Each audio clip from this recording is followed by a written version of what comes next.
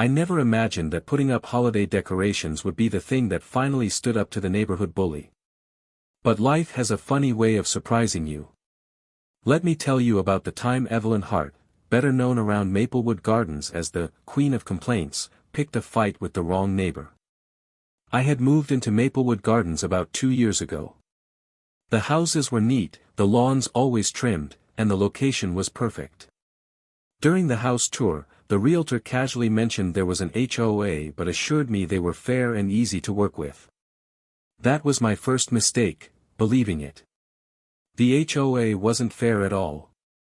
It was basically run like a personal kingdom by Evelyn Hart, a woman in her early 50s with the classic, "don't mess with me" haircut and an endless craving for control. From the very first day, she made her role clear. "Welcome to Maplewood Gardens. I'm Evelyn Hart, HOA president," she said proudly while handing me a thick binder. "Here are all 160 of our community rules. You should memorize them quickly." She said it while eyeing my moving boxes like she was expecting to find something illegal hidden inside. I should have seen the red flags right then, but I just smiled, thanked her, and went back to unpacking. The first 6 months were filled with her friendly reminders, taped to my door. My grass was half an inch too long. My trash bin was left outside for 15 minutes longer than allowed. My mailbox was apparently the wrong shade of gray, too dark compared to the approved gray. I went along with her nitpicky demands, trying to be a good neighbor. But everything changed during the holiday season.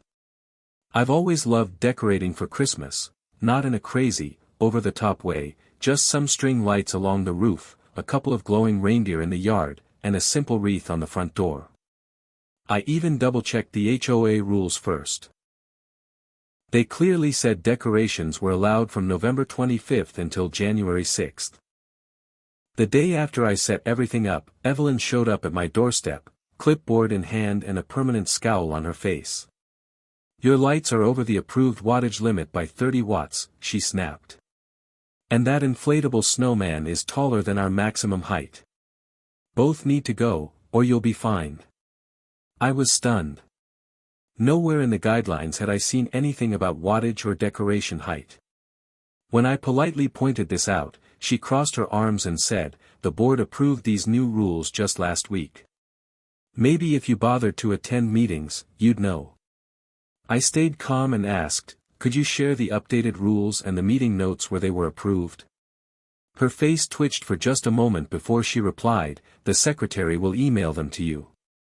Meanwhile, you've got 24 hours to comply." Then she marched away, clearly satisfied with herself. Of course, those documents never arrived. Later, my neighbor James told me there hadn't been any meeting at all. Evelyn was inventing rules on the spot, something she apparently did often to people she wanted to pressure.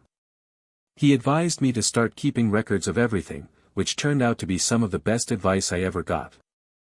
I adjusted my decorations slightly, I removed the snowman but kept the lights and reindeer.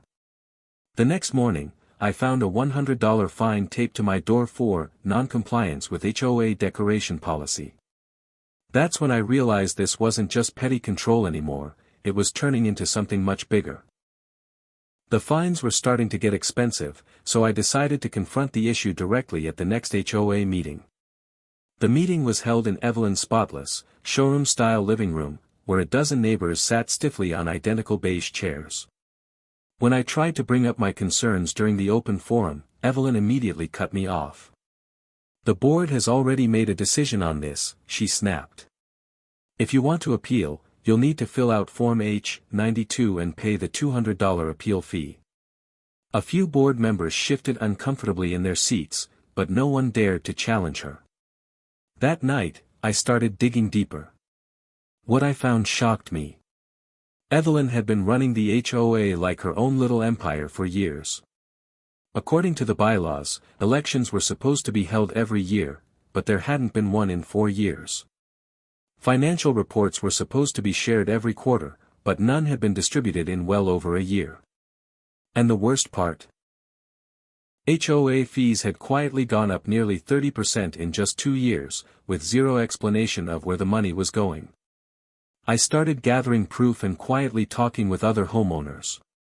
Many had their own horror stories, random fines, sudden rule changes, and thousands of dollars paid for violations that didn't actually exist in the covenant. Together with James and a few other neighbors, we formed a small group to push back. Right before Christmas, we made a formal request for the HOA's financial records, a right clearly written in the bylaws. Evelyn tried to stall, saying the records were under audit and unavailable. When we pressed harder, she lashed out. Within a week, everyone in our group started receiving violation notices.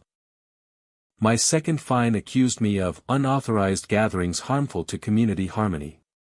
That's when I realized Evelyn's true game. Anyone who questioned her authority instantly became a target. She used the HOA as her personal weapon, handing out fines and threats until people gave up. Most neighbors eventually folded, paying whatever she demanded just to avoid the stress. But I wasn't like most neighbors. I had one advantage Evelyn didn't know about. Before moving to Maplewood Gardens, I had worked as a paralegal at a law firm that specialized in real estate disputes.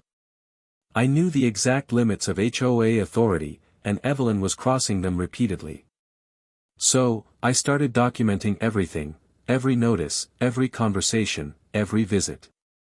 And since my state only required one-party consent for recordings, I kept my phone ready whenever I spoke to her. The situation boiled over on December 23rd. I came home from work and found all my decorations gone. Every single one. The lights, the reindeer, even the wreath on my door, all missing. A notice taped to my door said the HOA had confiscated non-compliant decorations, and that I could get them back only after paying $750 in fines. I was furious, but I forced myself to stay calm. I marched straight to Evelyn's house and rang her doorbell.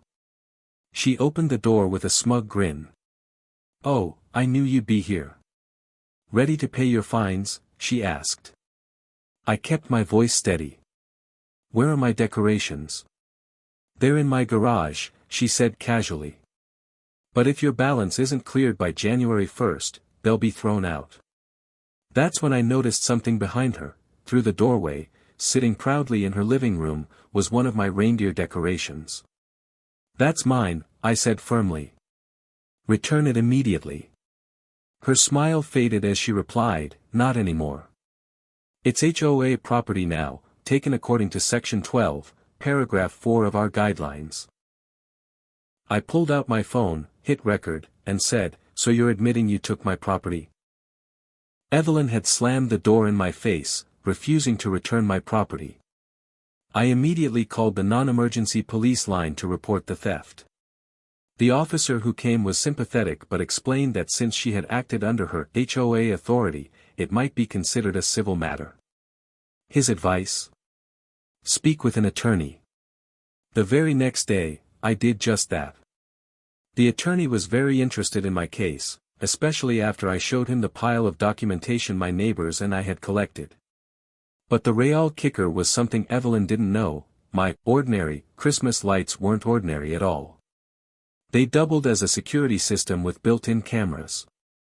I had crystal clear footage of Evelyn and two board members sneaking onto my property at 1:05 a.m., unplugging my lights, and carrying everything into her garage. Even worse for her, I captured their conversation. Evelyn could be heard saying, "We need to make an example out of him before others start asking questions about the assessment funds." That was the smoking gun. I organized all the evidence into one file: videos, photos, audio recordings, copies of fines, sworn statements from neighbors, and financial documents that another resident, an accountant, helped me analyze. The picture was ugly. Evelyn wasn't just a controlling HOA president, she might actually be stealing community funds. My attorney immediately filed an emergency injunction to freeze all HOA financial records. He also sent Evelyn a formal notice demanding the return of my decorations and 5 years' worth of HOA financial documents. On top of that, we notified the mortgage companies with liens on homes in the neighborhood. They had every right to know if HOA funds were being misused. 3 days after Christmas, Evelyn was officially served with court papers. Instead of backing down, she went into full panic mode. She called an emergency HOA meeting, proposing a special assessment of $1,000 per household, claiming the money was needed for the community's legal defense. In reality, it was a desperate attempt to make the neighborhood pay for her own legal troubles. That meeting was the turning point. I stood up calmly and addressed everyone. Before we vote on this, I think you should all know exactly what this money will really be used for. I handed out copies of some of the documents we'd uncovered, carefully redacted to protect the ongoing case, but still clear enough to show alarming financial discrepancies. These funds won't be defending the community, I said. They'll be defending Evelyn against accusations of misusing your money. The room went silent. Then whispers spread. Neighbors compared notes, realizing how her special assessments lined up perfectly with her brand new kitchen remodel, luxury car, and frequent vacations. Evelyn's face turned bright red. "This is slander," she shouted. "You'll be hearing from my lawyer." But the damage was already done. The vote failed spectacularly. For the first time in years, the residents of Maplewood Gardens openly stood against her. She stormed out of the meeting, but what she didn't know yet was that my confiscated decorations, those same lights and reindeer she stole, were the very things that had captured her misconduct on camera. After the failed vote, Evelyn tried to save face by threatening that troublemakers in the neighborhood would regret challenging her. But the tide had already turned. Several residents quietly came to me afterward, offering even more documents and stories of their own experiences with her. Our case was getting stronger every single day. In her panic, Evelyn made one more huge mistake. She tried to destroy evidence, including my confiscated decorations. Luckily, I had already removed the memory cards from the built-in cameras, so the proof was safe. When our attorney informed the court that she was attempting to tamper with evidence, the judge immediately issued a cease and desist order. Finally, the court date arrived. I walked into the hearing armed with everything: videos, recordings, neighbor testimonies, and financial records obtained through legal channels. Those records showed that Evelyn had been diverting HOA funds for personal luxuries. Landscaping her own yard, building a new deck, and even taking a trip to Cancun. On paper, she had disguised them as community improvements and administrative expenses. Evelyn arrived at the courthouse dressed in an expensive outfit, accompanied by a lawyer, one who, ironically, had been paid with our HOA dues. She looked confident, at least until my attorney began laying out the evidence. When the judge was shown the video clips from my decorations, Evelyn on camera admitting they needed to make an example of me and boasting about hiding the real financial records, the color drained from her face. "Your Honor, this is a complete misunderstanding," her attorney began nervously. "Ms. Hart has given years of service to this community. These accusations are simply retaliation from a homeowner who refuses to follow community standards." My attorney calmly responded by playing another recording, Evelyn's voice saying, "The beauty of these fines is that they're completely arbitrary. No one can prove we're using the money for ourselves if they can't see the real records. The ones we hand out are edited." The courtroom went silent. Evelyn shrank into her chair, whispering frantically to her lawyer. The judge, a sharp, no-nonsense woman in her 60s, leaned forward and asked, "Counsel, am I to understand your client is admitting to falsifying financial records presented to homeowners?" Her attorney stammered, "And no, Your Honor," she was speaking hypothetically. "It didn't sound hypothetical to me," the judge replied coolly. "It sounded very specific." From there, the evidence only got worse. Former board members testified that Evelyn had pressured them into approving expenses without paperwork. Our neighborhood accountant presented his analysis showing nearly $80,000 in suspicious spending over 3 years.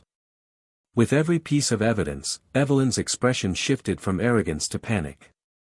By the end of the hearing, the judge issued a restraining order barring Evelyn from acting as HOA president until a full investigation was complete.